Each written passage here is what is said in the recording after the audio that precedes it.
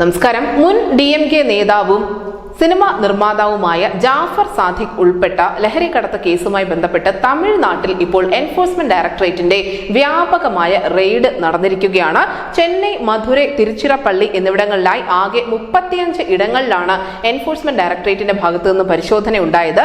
ജാഫറിന്റെ business പങ്കാളിയും അതിനോടൊപ്പം തന്നെ cinema സംവിധായകനുമായ അമീറിന്റെ ഓഫീസുകളിലും ഇഡിയുടെ പരിശോധന നടക്കുന്നുണ്ടായിരുന്നു. എന്തായാലും ജാഫർ ഉൾപ്പെടെ 5 പേരെ നർക്കോട്ടിക്സ് കൺട്രോൾ ബ്യൂറോ അറസ്റ്റ് ചെയ്തതിന് പിന്നാലെ കള്ളപ്പണ നിയമം ചുമത്തി എൻഫോഴ്സ്മെന്റ് ഡയറക്ടറേറ്റ് ഇവർക്കെതിരെ കേസ് രജിസ്റ്റർ ചെയ്തിരുന്നു. 2000 കോടി രൂപയുടെ ലഹരിക്കടത്താണ് ജാഫർ നടത്തിയത് എന്ന് നർക്കോട്ടിക്സ് കൺട്രോൾ ബ്യൂറോ നേരത്തെ തന്നെ വ്യക്തമാക്കിയിരുന്നു.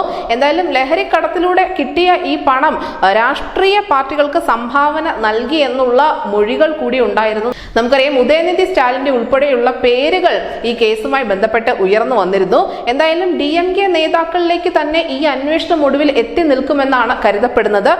നിലവിൽ നമുക്കറിയാം, അവിടെ AIADMKയും അതിനോടൊപ്പം തന്നെ BJPയും ചേർന്ന് DMKക്കെതിരെ ഇത്തവണ ഉയർത്തിയിരിക്കുന്ന ഏറ്റവും പ്രധാനപ്പെട്ട മുദ്രാവാക്യം say no to drugs and say no to DMK എന്നതാണ്.